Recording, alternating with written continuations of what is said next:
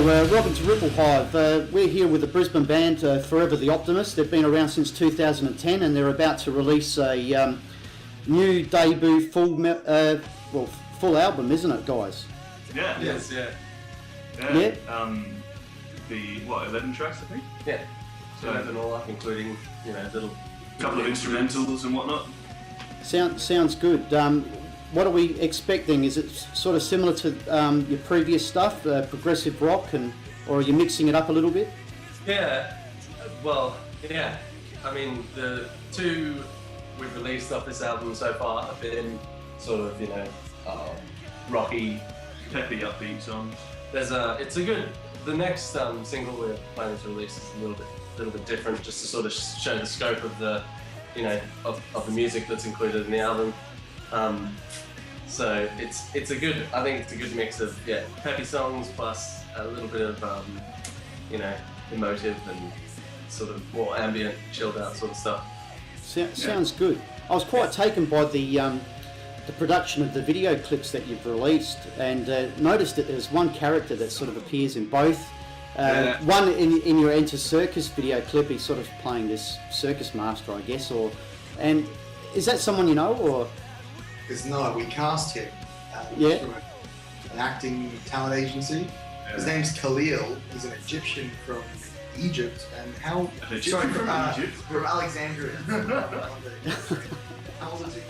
I think he's in his 70s. He's 70 something. He's got a lot of character about him, hasn't he? He jumps around. He's a workhorse.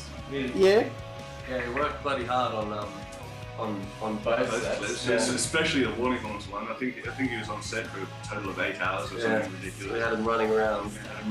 So he was limping by the end of it. We felt really guilty. But he's the sort of person that's no, I will continue. Great guy. He just he gave something to the video clip, I thought, and you guys too. Performing and that video clip, I thought was a real great production. Who was the guys responsible behind creating that production that year? It was Shutter Speed Productions. Sarah Robinson was the director. She's sort of linked in with the production company we've been working with in the studio as well. Right?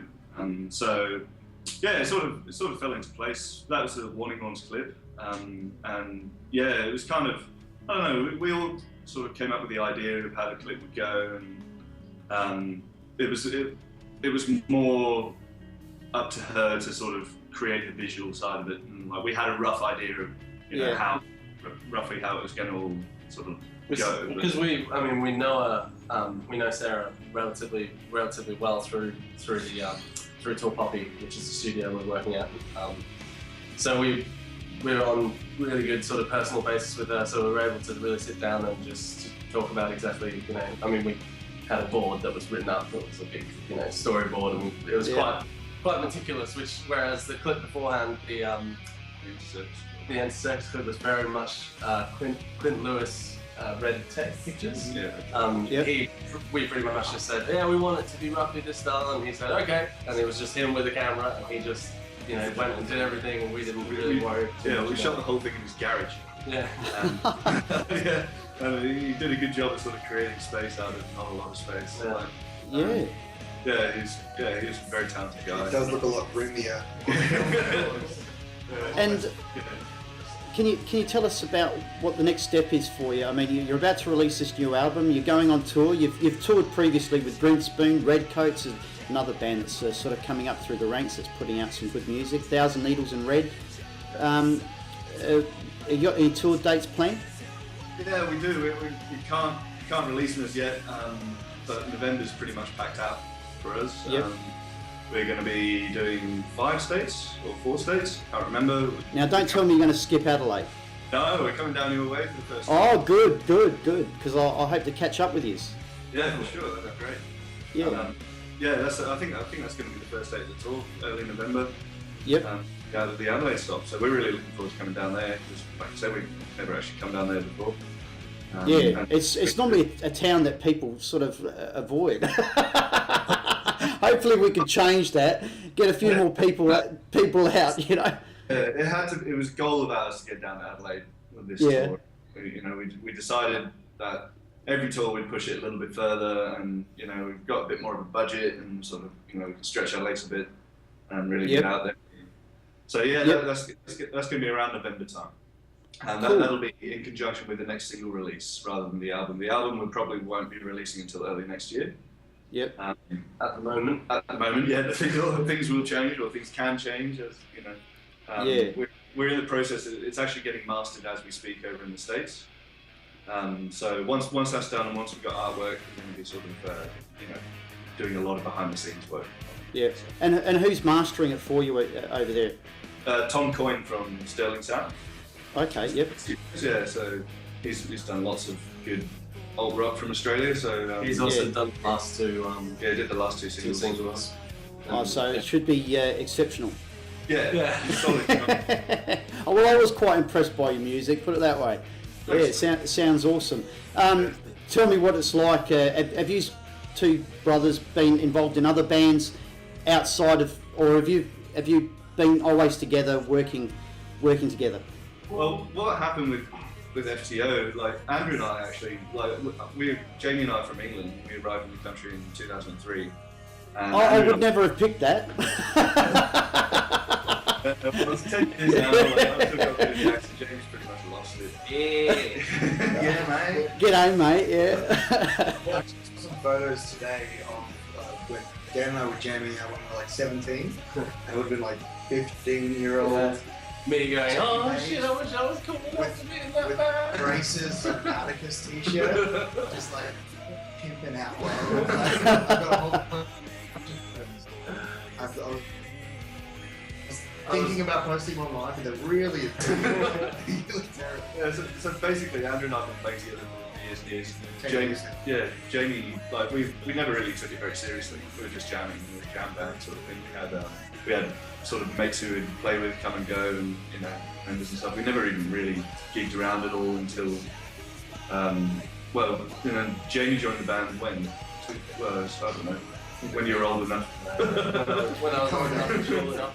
So about 3 years ago, so at the same time, roughly, Kelly joined as well.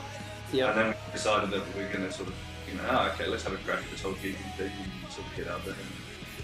But no, this is actually our first shot at a band, which is kind of crazy because, from what I've heard and talking to other bands, it takes a while to sort of to get a mesh together where 4 people, 5 people, whatever, can sound each other for more than a couple of minutes and play songs together and stuff. So we've been lucky, I guess, in that respect. We've all sort of gelled very well. That's always important, isn't it? Yep. Yeah, no, extremely. Yeah, it's number one thing, I reckon, for us anyway, is that we all gel together, musically and personally as well. Yes. We all hang out and, we do stuff together, and then we play music together, and so.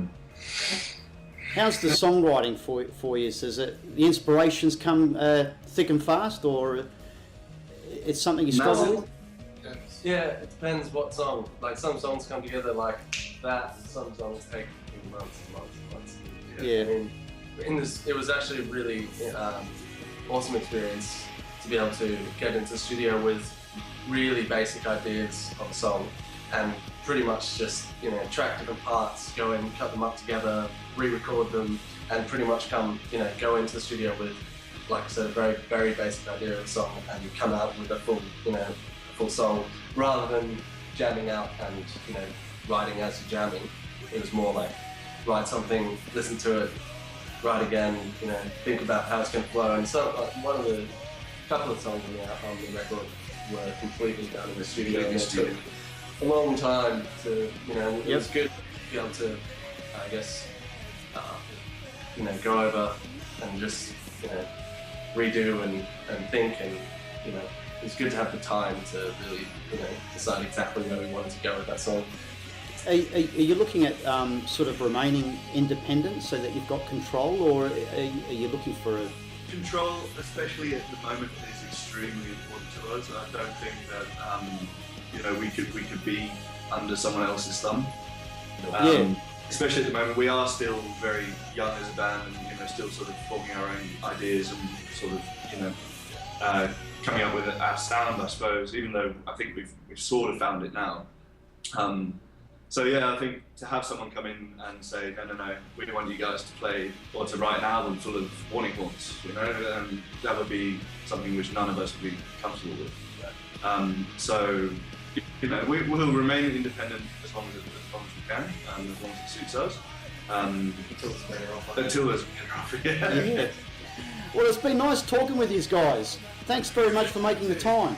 And we'll be playing your music on our RippleHive radio, and we'll get this posted up, and we'll enjoy to hear the progress of your band and the announcement of the tour. Please keep us in the loop, because we'll be happy to post it up on our website and keep everyone around Australia updated as to what's going on with Forever the Optimist. Thank you very much. Yeah, thank you so much for sort of doing what you're doing. It's an amazing thing, supporting alternative music, especially in Australia. I think it's extremely important. So you guys are great. Oh, thank you.